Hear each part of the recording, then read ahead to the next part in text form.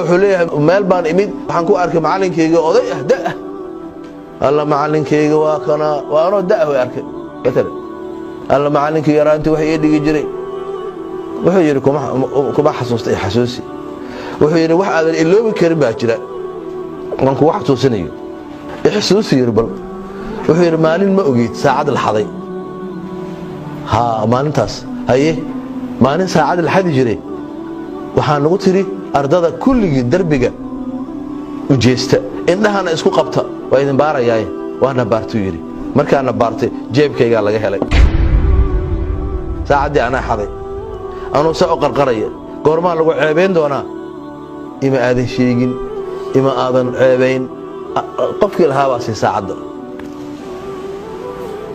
ma xasuusta wuxuu yiri aniga laftayda marka idin baaraya indhaha isku hayay inaan arag baan rabay qofka aan kala ka soo saaray marka ma ku xasuusto adiga